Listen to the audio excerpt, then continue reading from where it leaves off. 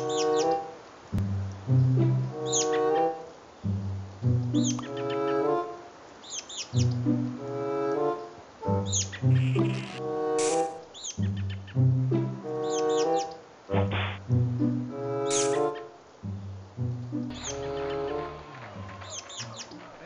you very much, folks. Thank you. Well, we have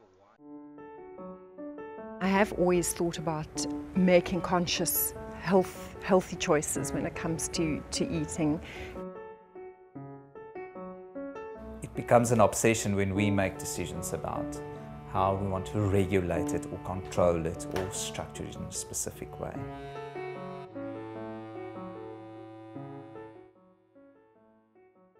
One needs to be organised in order to eat well. One needs to set aside the time to shop and the time to plan ahead with menus. At the moment I am just a mum. I have 2 children, a son of 11 and a daughter of 8. Back to growing up, I mean, my mother would quite often give us scrambled egg and toast for supper, maybe with a bit of tomato sliced on the side and some cucumber, and that's actually a nutritionally balanced meal. I think it becomes unhealthy when it interferes with your day-to-day functioning and when it's a preoccupation that is there most of the time. All the environments that you're exposed to where you start eating or where you'll eat, you'll learn. Usually it will come from somewhere. Sometimes we learn to eat from our mothers or our home of origin. There's an understanding that food needs to be managed, either in how we take it in or the consequences thereof.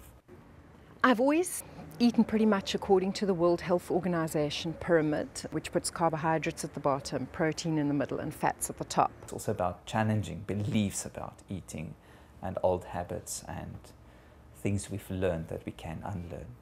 Recently, I have been eating quite differently. I joined a gym, Body Future, and they put me on a program. I wanted to lose a couple of kilos.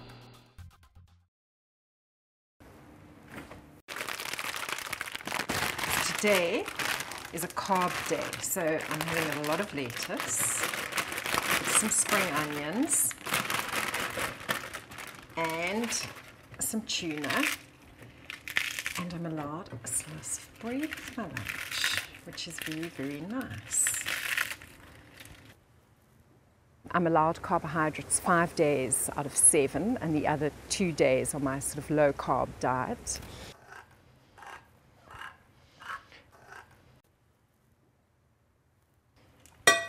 And I've coped very well on it. Just that would be my lunch on a low carb day, but as I say, today is the treat, and I get to have some brown seed low GI bread. No butter. I train 2 days a week at the Virgin Active. I do a spinning class, and the other 3 days a week I train at Trevor's gym with a personal trainer. 6, that's it, keep going. It doesn't feel quite as difficult or as intimidating as going to the gym alone and trying to do the weights in the weights section with all these guys who seem to know exactly what they're doing. And you arrive and do something with your 2 kilograms of weights and feel a bit inadequate.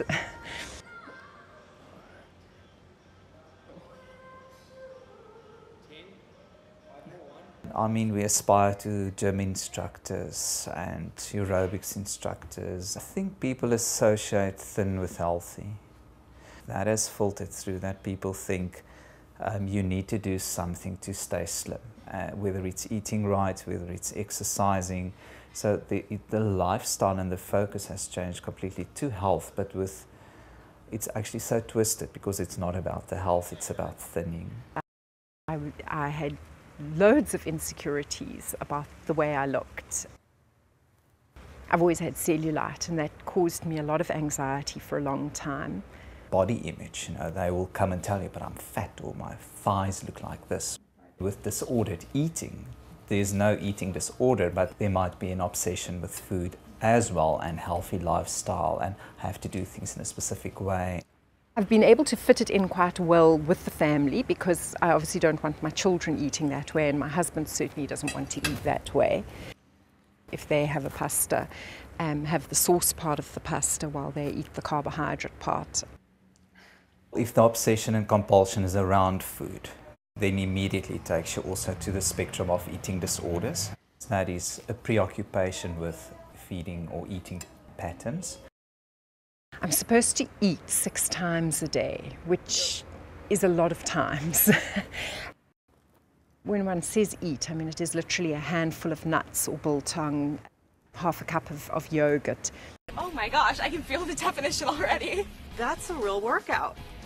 You just shake it back and forth. I think there's definitely pressure on women to not only be healthy and fit, but to look good.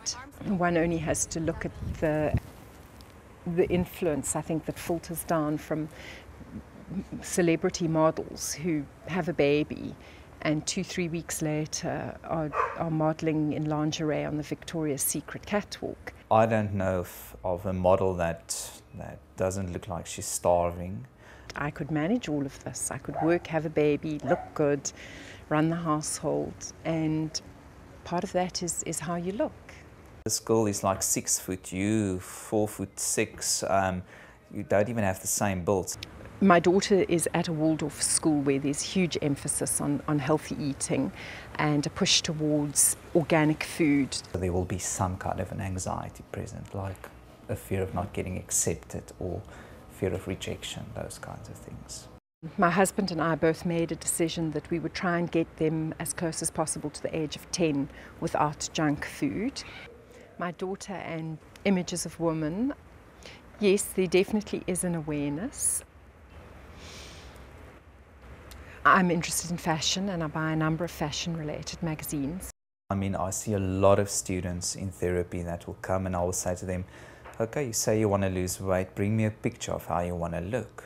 And it's often a magazine picture. It's Vogue and Elle, and my daughter will look at them and she will almost instinctively hone in on the images that I regard as most unsuitable. From television right through to any advertisements, any magazines. If you look, there's no magazine that I've seen with a fat woman on the front page. I can either make a decision not to let her look at that sort of thing and block it out, or I can let her look at it and we talk about it, and I can try and instill in her ideas of what is appropriate for her and what is not appropriate. And I think that's the route I'd rather take because she's bombarded with that imagery anyway.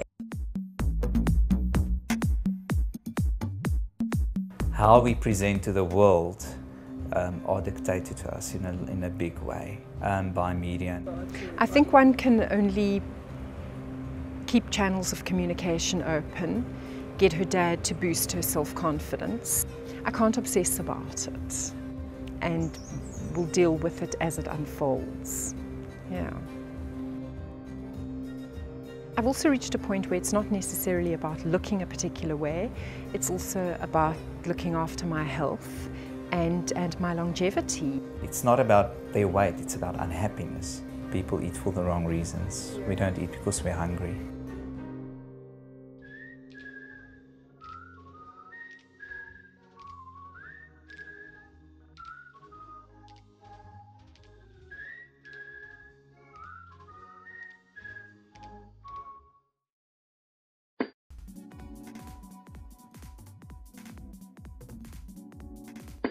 That sticks out.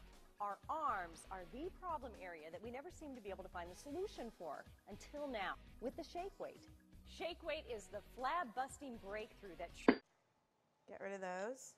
Let's make the asparagus pretty in like little bite-sized pieces throughout our risotto.